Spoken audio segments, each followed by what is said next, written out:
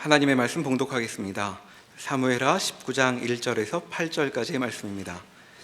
구약성경 494면 어간에 있습니다.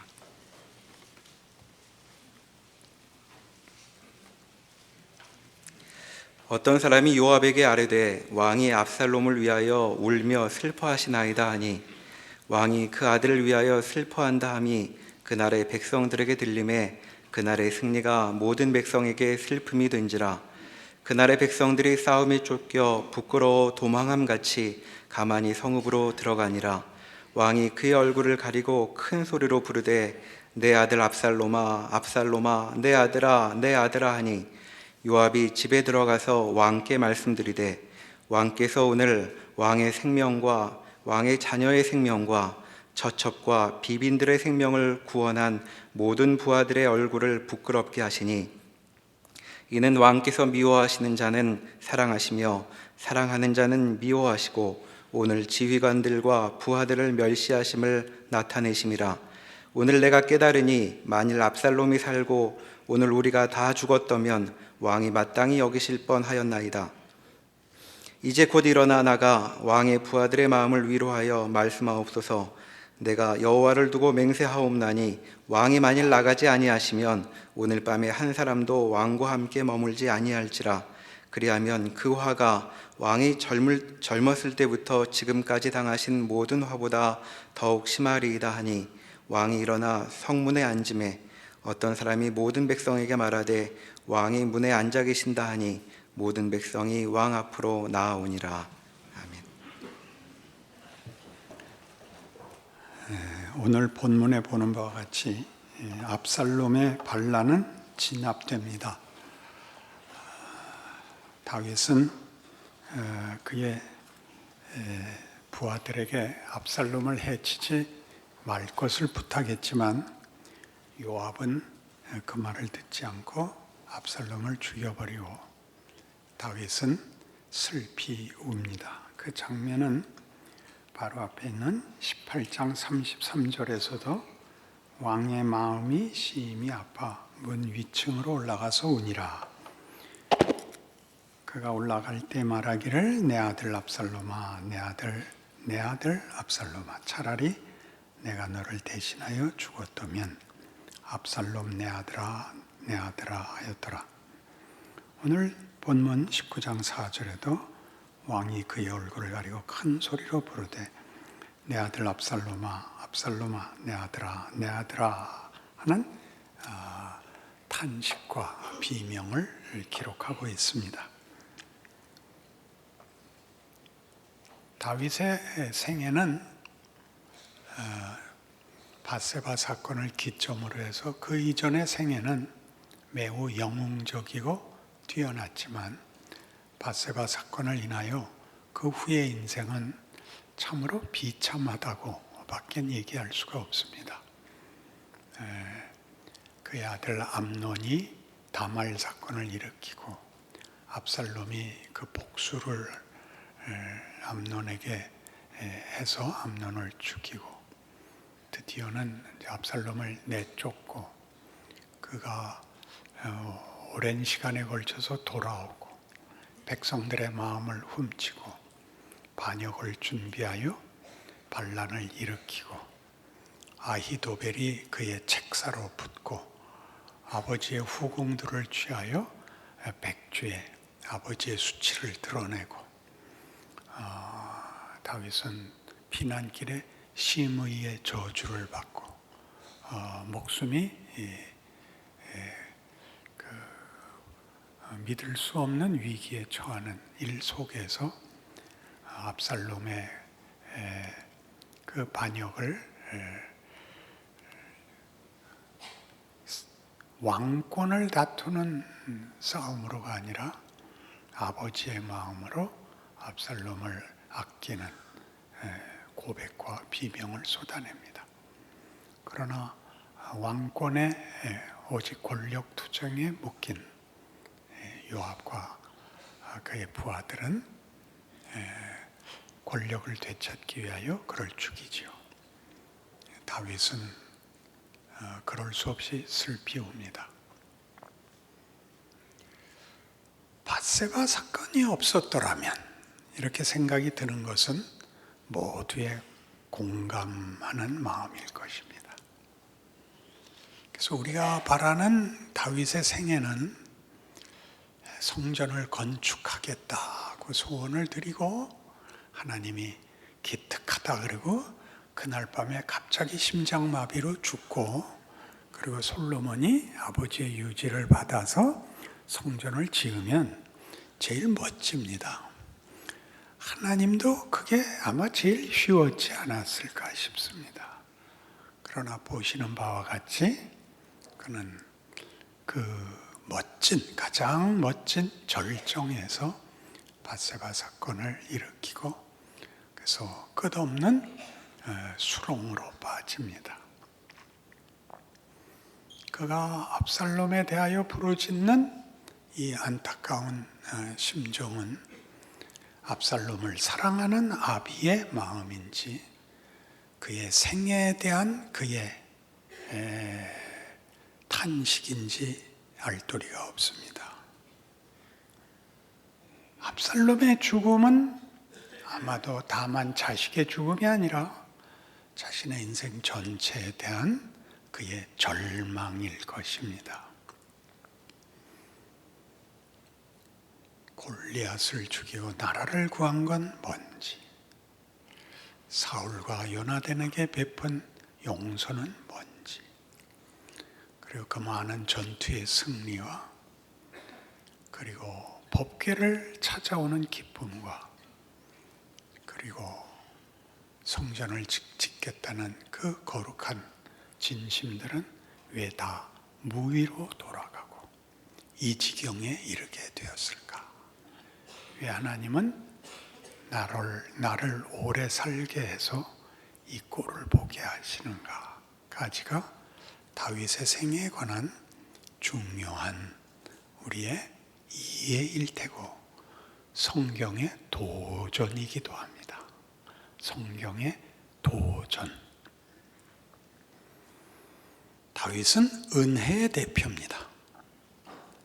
그는 밧세바 사건을 절절히 회개하고 주 앞에 새로운 사람으로 섰다고 시편 51편은 기록하고 있지만, 은혜를 받은 어떤 분명한 회복, 용서, 말끔한 결과가 보이지도 않습니다. 이쯤에서 우리는 다윗이 대표하는 은혜라는 것이 무엇인지, 다윗의 생애의 이 설명할 수 없는 비극은 무엇인지 성경의 도전을 우리는 답해야 됩니다. 요한복음 12장에 가보십시다.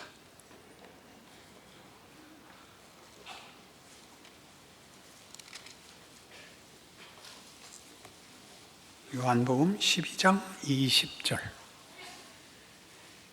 명절에 예배하러 올라온 사람 중에 헬라인 몇이 있는데 그들이 갈릴리 벳세다 사람 빌립에게 가서 청하여 이르되, 선생이여, 우리가 예수를 배웠고자 하나이다 하니, 빌립이 안드레에게 가서 말하고 안드레와 빌립이 예수께 가서 여쭈니, 예수께서 대답하여 이르시되, 인자가 영광을 얻을 때가 왔도다.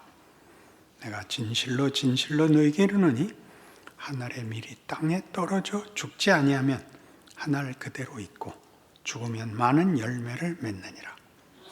자기의 생명을 사랑하는 자는 잃어버릴 것이요, 이 세상에서 자기의 생명을 미워하는 자는 영생하도록 보존하리라. 사람이 나를 섬기려면 나를 따르라. 나 있는 곳에 나를 섬기는 자도 거기 있으리니, 사람이 나를 섬기면 내 아버지께서 그를 귀히 여기시리라. 이방 사람들이 명절에 성전에 올라와 예수를 만나겠다고 청을 넣는 장면입니다. 아마 명절에 예루살렘에 올라온 자들은 유대교로 귀의한 이방인들일 것입니다. 여기 있는 대로 헬라인이라 되어 있으니까 이 사람들은 유대인이 아니고 유대교에 귀의해서 메시아에 대한 유대인들의 기대, 그 희망을 그도 공유하고 있는 자이고, 메시아가 오셨다라는 소문도 듣고 이제 와서 그 메시아를 만나보고 싶은 것입니다. 우리가 이해할 수 있게 약간 각색을 하면, 메시아가 오셨다는데 누구신가? 메시아는 어떤 분인가 보고 싶다. 그러자 예수께서 내가 영광을 받을 때가 왔다. 내가 메시아인 줄 이제 이방도 알게 되었다. 내가 메시아인 것을 증명하고 답하리라. 내가 영광을 얻겠다. 어떻게? 내가 죽겠노라. 이렇게 된 것입니다. 꼭 기억하셔야 됩니다. 한 알의 밀알이 땅에 떨어져 썩어 죽지 아니하면 한 알 그대로 있고 죽으면 많은 열매를 맺느니라. 우린 희생과 헌신으로 외웁니다. 추상적 명분으로 외우지, 예수님이 당신의 메시아 된 것을 증명하기 위하여 메시아인 자신의 정체를 영광으로 드러내시는데 그게 죽는 거랍니다. 여러분들 모두 예수를 믿고 그게 무엇인지 알아서 여기 와 앉아 있는 것입니다. 은혜는 받았으나 이해는 틀리는 일은 신자들에겐 늘 있는 일입니다. 제자들도 예수의 죽음을 말렸거늘 하물며 우리겠습니까?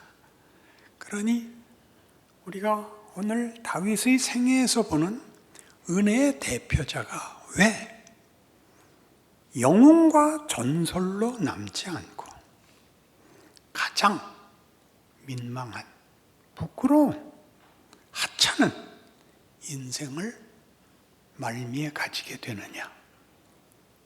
뭐가 은혜의 대표냐에 대한 질문에 누가 메시아냐? 나다. 메시아 된 증거를 보여라. 그래, 메시아의 영광을 내가 증명하마, 내가 죽으마, 이렇게 됐단 말입니다. 못 알아듣는 얼굴이 된 건 용서할 수 있지만 자신이 못 알아듣고 있는 것을 당연시하는 건 안 됩니다. 이사야 53장으로 가시죠.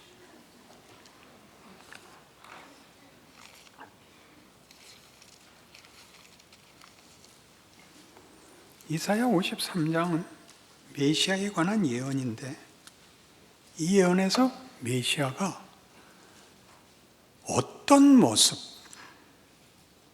어떤 방법으로 메시아 노릇을 하느냐가 초점이라는 사실을 기억해야 됩니다. 메시아의 고난을 그저 이렇게 우리 좋아하는 겸손, 대속, 희생이라는 명분으로 가지지 마시고 하나님이 구체적으로 구원을 이루신 방법, 영광을 얻으시는 방법이라고 이해하셔야 됩니다. 이사야 53장 1절 이하를 읽겠습니다. 우리가 전한 것을 누가 믿었느냐? 여호와의 팔이 누구에게 나타났느냐? 그는 주 앞에서 자라나기를 연한 순 같고 마른 땅에서 나온 뿌리 같아서 고운 모양도 없고 풍채도 없은즉 우리가 보기에 흠모할 만한 아름다운 것이 없도다. 그는 멸치를 받아 사람들에게 버림받았으며 간고를 많이 겪었으며 질고를 하는 자라. 마치 사람들이 그에게서 얼굴을 가려우는 것 같이 멸치를 당하였고 우리도 그를 귀히 여기지 아니하였도다. 근자에도 그렇듯이 기독교 역사 내내 받는 질문이 하나 있습니다. 왜 하나님은 당신 같은 사람을 세워서 일을 합니까? 이게 기독교 교회사에 늘 있는 질문입니다. 하나님, 조금 나은 사람을 쓰십시오. 이 기독교 교회사에 교회에 있는 증언이죠. 누구부터 그 소리를 들었냐면 바울부터 그렇습니다. 고린도 교회가 바울과 어떤 적대적 논쟁과 대척점에 섰을 때 고린도 교회가 바울에게 한 비난이 그겁니다. 당신은 일단 외모가 자격이 없다. 말이 어눌하다. 당신은 너무 여러 가지 질병을 갖고 있지 않냐. 신의 사자라면 최소한의 장애는 벗어나 있어야 될 것 아니냐. 얼굴에 빛은 안 날지라도 최소한 눈에 총기는 있어야 되지 않냐. 그런 얘기들이었습니다. 지금도 받고 있는 질문입니다. 다윗의 생애가 영과 전설을 깨고 절망과 비탄을 뒤에 치라요. 앞에 본문이 담겨 있지 않고 뒤에 본문이 담겨 있다라고 얘기하는데 우리가 절대 그러면 안 된다고 얘기하는 대목입니다. 예수가 왔을 때 아무도 그가 메시아일 거라고 꿈도 꾸지 않았다라는 얘기입니다. 게다가 죽는답니다. 못생겼는데 죽겠답니다. 그 얘기들을 여기 53장에 예언하고 있습니다. 하다 보니까 그렇게 된 게 아니라 처음부터 이것이 하나님의 뜻이고 방법이고 고린도전서 1장을 예로 들면 하나님의 지혜고 하나님의 능력입니다. 4절 이하를 볼까요? 그는 실로 우리의 질고를 지고 우리의 슬픔을 당하였거늘 우리는 생각하기를 그는 징벌을 받아 하나님께 맞으며 고난을 당한다 하였노라. 그가 찔림은 우리의 허물 때문이요 그가 상함은 우리의 죄악 때문이라. 그가 징계를 받음으로 우리는 평화를 누리고 그가 채찍에 맞음으로 우리는 나음을 받았도다. 우리는 다 양 같아서 그릇 행하여 각기 제 길로 갔거늘 여호와께서는 우리 모두의 죄악을 그에게 담당시키셨도다. 예수는 우리의 죄를 담당했지만 우리는 그가 잘못해서 벌을 받는다고 생각했습니다. 자, 이 길이죠. 이것은 다윗의 경우에도 다윗이 은혜의 대표인 것은 받은 은혜가 무엇인가 보다 받은 은혜가 어떻게 그의 생애를 보상했는가, 결과시켰는가 아니라 은혜가 어디까지 담기는가입니다. 은혜를 받을 만할 때, 받을 자격이 있을 때, 구했을 때가 아니고 그가 절망하고 끝이라고 생각하는 자리에까지. 우리는 이 부분이 늘 오해되는 것입니다. 예수는 믿었는데 믿지 않는 자들을 향하여 우리가 비난을 퍼붓는 가장 큰 이유는 자신이 받은 은혜가 은혜인 걸 모르니까 은혜 받을 만한 자고 은혜 못 받을 만한 자로 둘이 나뉘는 것입니다. 은혜가 어디에 들어왔는지를 모르고 은혜가 받을 만한 자리에 들어온다고 생각을 한 것이죠. 그게 밧세바 사건으로 깨져야 되는 겁니다. 우리 모두가 다윗보다 나을 수 없습니다. 영웅성에서 나을 수 없을 뿐만 아니라 그가 지은 인간의 죄인된 존재론을 넘어설 수 없습니다. 우리는 다른 모양으로 가장 많은 죄목은 무지입니다. 인간이 뭔지를 모릅니다. 하나님이 우리를 어떤 목적으로 만들었는지를 모릅니다. 우리는 우리의 최선을 구할 뿐입니다.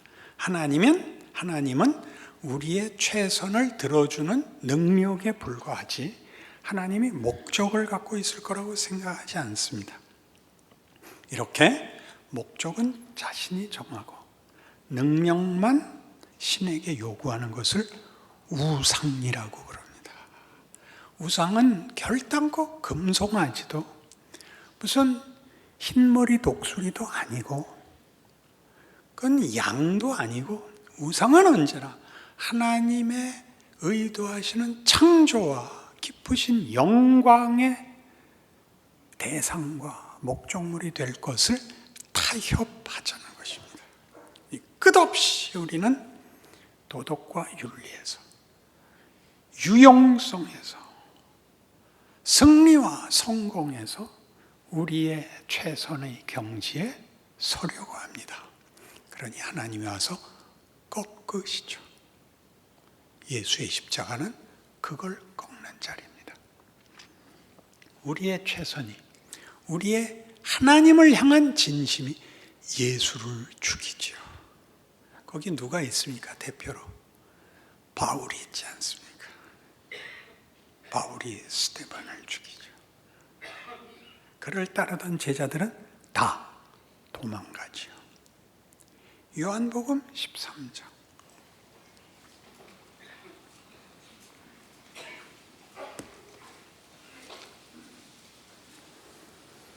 21절. 예수께서 이 말씀을 하시고 심령이 괴로워 증언하여 이르시되 내가 진실로 진실로 너에게 이르노니 너희 중 하나가 나를 팔리라 하시니 제자들이 서로 보며 누구에게 대하여 말씀하시는지 의심하더라. 예수의 제자 중 하나 곧 그가 사랑하시는 자가 예수의 품에 의지하여 누웠는지라. 시몬 베드로가 머리짓을 하여 말하되 말씀하신 자가 누구인지 말하라 하니 그가 예수의 가슴에 그대로 의지하여 말하되 주여 누구니이까? 예수께서 대답하시되 내가 떡 한 조각을 적셔다 주는 자가 그니라 하시고 곧 한 조각을 적셔서 가룟 시몬의 아들 유다에게 주시니 조각을 받은 후 곧 사탄이 그 속에 들어간지라. 이에 예수께서 유다에게 이르시되 네가 하는 일을 속히 하라 하시니 이 말씀을 무슨 뜻으로 하셨는지 그 앉은 자 중에 아는 자가 없고 어떤 이들은 유다가 돈꾀를 맡았으므로 명절에 우리가 쓸 물건을 사라 하시는지 혹은 가난한 자들에게 무엇을 주라 하시는 줄로 생각하더라. 유다가 그 조각을 받고 곧 나가니 밤이로라. 그가 나간 후에 예수께서 이르시되 지금 인자가 영광을 받았고 하나님도 인자로 말미암아 영광을 받으셨도다. 만일 하나님이 그로 말미암아 영광을 받으셨으면 하나님도 자기로 말미암아 그에게 영광을 주시리니 곧 주시리라. 작은 자들아 내가 아직 잠시 너희와 함께 있겠노라. 너희가 나를 찾을 것이나 일찍이 내가 유대인들에게 너희는 내가 가는 곳에 올 수 없다고 말한 것과 같이 지금 너희에게도 이르노라. 새 계명을 너희에게 주노니 서로 사랑하라. 내가 너희를 사랑한 것 같이 너희도 서로 사랑하라. 너희가 서로 사랑하면 이로써 모든 사람이 너희가 내 제자인 줄 알리라. 유다가 배신할 것을 압니다. 그리고 그 일이 예수에게 영광을 받게 된 일이라고 합니다. 그의 배신으로 인하여 그는 팔리고 십자가에 죽으실 것입니다. 이것이 예수의 영광이요, 이 영광이 아버지께 돌려질 것이요.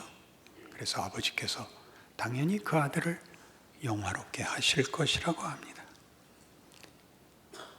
배신이, 그래서 그를 죽음으로 내몬 이 일이 어떻게 예수에게, 하나님께 영광이 되느냐? 우리는 알 수가 없습니다.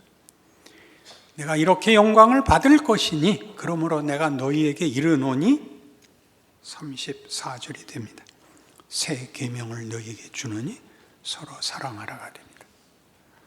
너희가 서로 사랑하면 이로써 모든 사람이 너희가 내 제자인 줄 알리라입니다. 사랑 타령하지 마시고 예수 제자입니다. 배신과 십자가를 넘어서야 가지는 사랑입니다. 배신과 십자가를 넘지 않고는 사랑이라는 게 담길 자리가 없답니다. 우린 사랑이 얼마나 무섭습니까? 우리 교회는 사랑이 없어. 이렇게 말하면 그날로 그 교회 결단이 납니다. 누구 잘못입니까?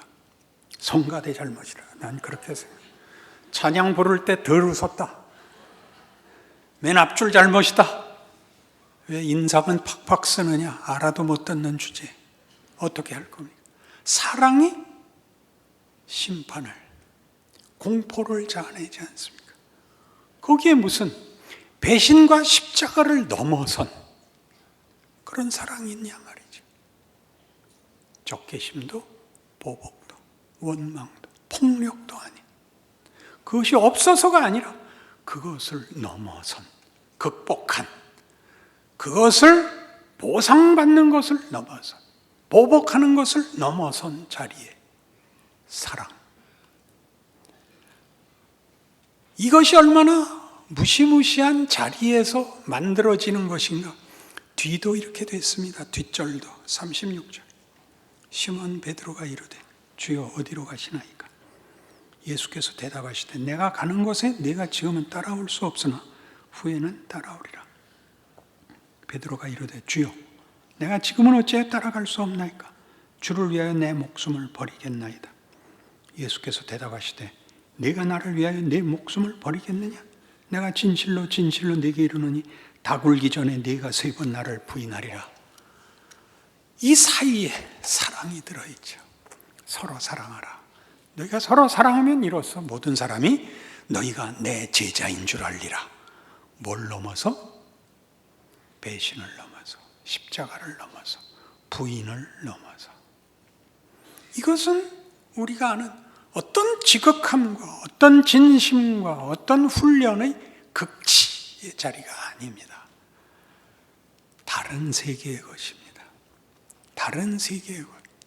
다윗의 생애 속에서 그가 골리앗을 물리친 신앙 고백, 신앙의 용기, 성전 건설을 약속하는 진심, 종교적 열심의 결과물이 아닌, 그가 내 아들 압살롬아, 내 아들 압살롬아, 내 인생은 이게 뭐냐 해서 하나님이 담아내는, 우리가 알지 못하는, 이 세상은 만들어낼 수 없는 하나님께서 일찍이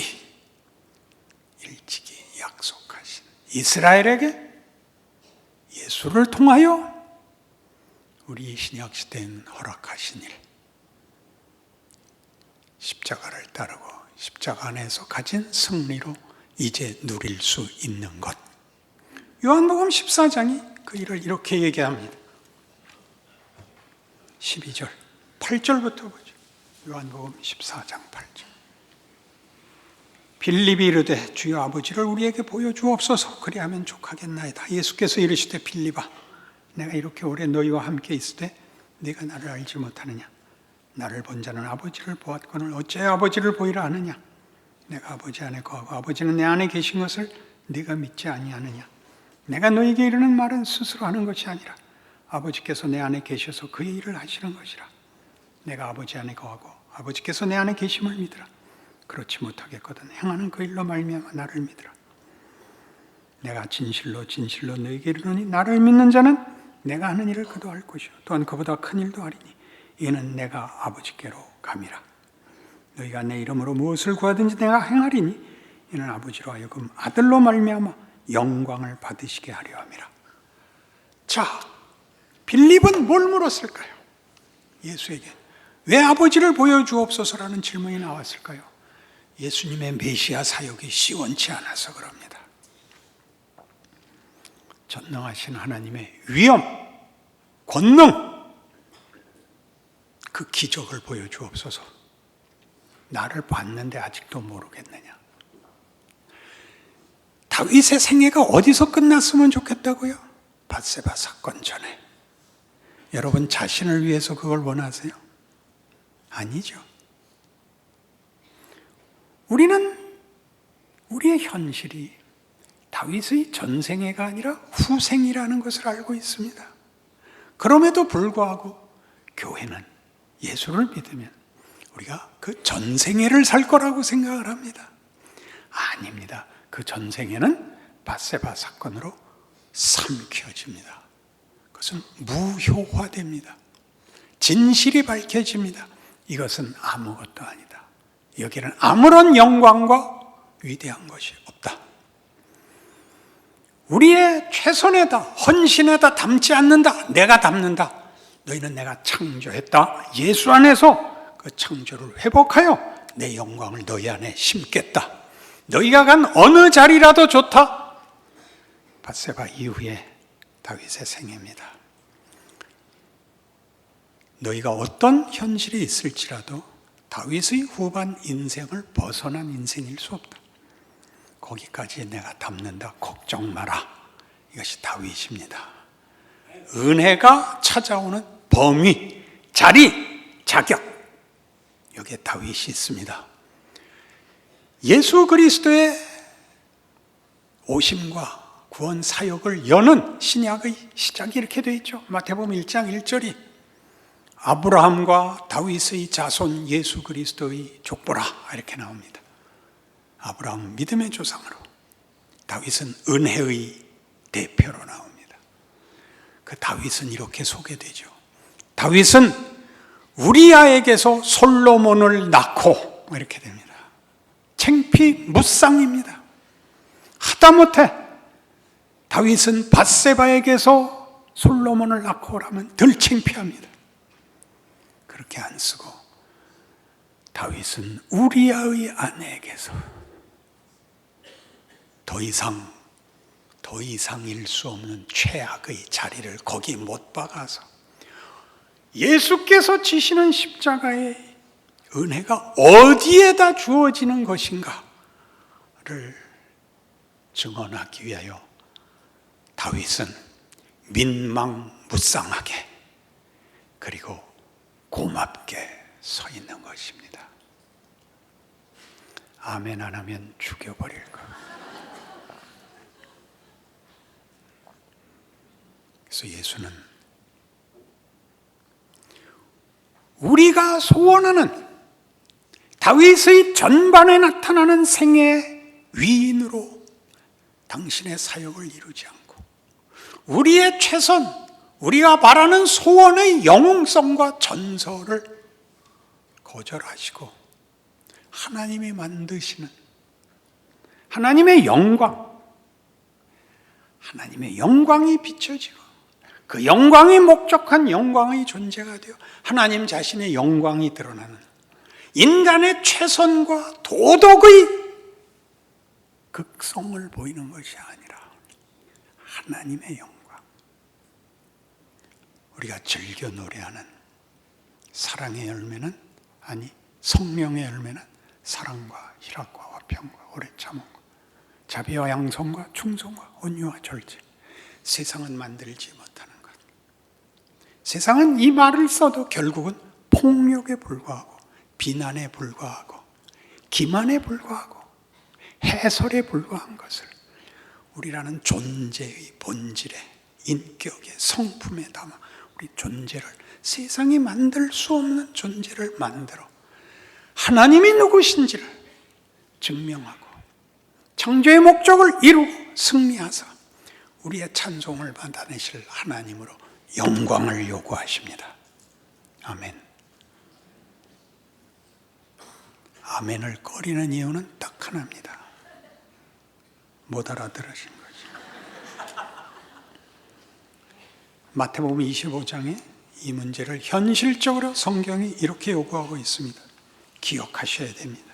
이야기는 오늘 이 다윗의 내용은 그냥 하나의 이야기도 아니고 이해도 아니고 현실이어야 됩니다. 마태복음 25장 14절 이하에 달란트 비유가 나옵니다. 24절 마지막 한 달란트 받은 자 얘기. 한 달란트 받았던 자는 와서 이르되 주인이여 당신은 굳은 사람이라 심지 않은 데서 거두고 해치지 않은 데서 모으는 줄을 내가 알았으므로 두려워하여 나가서 당신의 달란트를 땅에 감추어 두었었나이다. 보소서 당신의 것을 가지셨나이다. 그 주인이 대답하여 이르되 악하고 게으른 종아 나는 심지 않은 데서 거두고 해치지 않은 데서 모으는 줄로 네가 알았느냐. 그러면 네가 마땅히 내 돈을 취리하는 자들에게 맡겼다가 내가 돌아와서 내 원금과 이자를 받게 하였을 것이니라 하고 그에게서 그 한 달란트를 빼앗아 10달란트 가진 자에게 주라. 무릇 있는 자는 받아 풍족하게 되고 없는 자는 그 있는 것까지 빼앗기리라. 달란트 비유의 핵심은 이 마지막 2절입니다. 29절에 있듯이 있는 자는 더 풍족해지고 없는 자는 있는 것까지 빼앗기는 이 비유의 핵심 내용은 이것이랍니다. 뭘까요? 5달란트 받아서 5 남기고, 2 받아서 2 남기고, 1 받아서 1 남기면 됐었다, 이런 간단한 얘기 아니고 뭘 잘못했을까요? 주인은 엄격한 분임을 내가 알아서 내가 이것을 손해볼까 봐 땅에 감추었다 돌려드리나이다. 그게 욕을 먹죠. 무익한 종. 이 달란트 비유의 종들은 다만 종이 아닙니다. 동력자라는 뜻입니다. 주인이 자신의 일을 위임하고 간 자들입니다. 시키는 일을 한 정도가 아니라 자신의 일을 위임하여 저들이 마음껏 주인을 대신하여 일을 한 자들입니다. 기업을 물을 자녀들이고 후사인 거죠. 근데 이 종은, 1 달란트 받은 여기서 꾸중받는 종은 주인과 자신의 관계를 이해관계, 상벌의 관계로밖에 이해하지 못합니다. 그러니까 그는 공포 속에 있고 자신이 맡은 일을 뭘 해야 될지 모릅니다. 우리에게 하는 얘기입니다. 하나님이 우리가 만들어서 최고라고 생각하는 어떤 성공, 즉 골리앗을 물리치는 영성, 성전을 짓는 어떤 종교성을 하나님이 그건 내가 원하는 것이 아니다. 그런 것이 가치가 아니다. 내가 원하는 것은 이것. 내가 나의 영광을 너희에게 주어 너희로 하여금 영광된 존재가 되게 하는 것. 나를 아버지라 부르고 내가 너희를 내 아들이라 내 딸이라 부르는 그 존재, 그 정체성을 내가 요구하는 것이라. 너희와 나는 잘잘못으로 계산해야 되는 관계가 아니니라를 모르는 것입니다. 그러니 어떻게 되죠? 모르면 은혜의 범주가 어디까지 있느냐가 모두 우리에게 희망과 기회가 됩니다. 여러분이 가장 자책하는 자리에서 잘못을 지우는 것이 전부가 아니라 외적 어려움과 똑같이 자책이라는 장애물 앞에서 거기서 하나님의 자녀는 어떻게 해야 되는지를 배웁니다. 탕자의 비유에서는 돌아오는 것입니다. 돌아오는 게 끝이 아닙니다. 돌아오면 맏아들을 꾸중한 것 같이, 얘야, 내 것이 다 네 것 아니냐. 네 일은 품삯을 받기 위해서 하는 일도 아니고 마지못해 붙잡혀서 당하고 있는 노역도 아닌 줄 모르느냐? 그 영광을 모르느냐? 나와 함께 세상을 다스리고 영광을 나누고 기쁨과 즐거움과 기적의 파트너가 됐다는 사실을 모르느냐와 마찬가지로 여러분은 여러분의 인생을 드디어 명예로 이해하실 수 있게 되는 것입니다. 무엇 때문에? 무엇을 넘어와야 그 다음부터 은혜가 작용한다고 생각하십니까? 어떤 조건이 만족돼야 비로소 유용하다고 생각하십니까? 여러분이 가장 못났다고 생각한 곳에서 무릎 꿇어 자신의 인생과 존재를 겸손히 주님 앞에 바치는 것은 회개이며 동시에 헌신이며 동시에 성경이 얘기한 기적인 것입니다. 어떤 결과를 만들어야 여러분은 은혜를 받았고 하나님이 은혜의 보상을 해줬다라고 만족하시겠습니까? 거기가 시험의 장소지요. 자신의 생애를 살아내지 못하고 원망에 급급한 위인과 영웅을 만들어내야 된다고 생각하는 시험에 져서 자신의 생애를 살아내지 못하는 그 자리에서 일어서십시오. 전설이 되지 마십시오. 아무것도 아닌 자같이 되셔야 됩니다. 영웅은 누가 된다고요? 제일 잘난 사람들이 하고. 기적은 누가 만든다고요? 저 제일 뒤에 있는 우리가 하는 것입니다. 아멘 안 한 사람은 우리 속에 안 들어온 저들이 되는 것입니다. 기도하십시다. 하나님 아버지, 우리를 위하여 오셨고 우리를 영화롭게 하시며 우리를 통하여 영광 받으시기를 기뻐하십니다.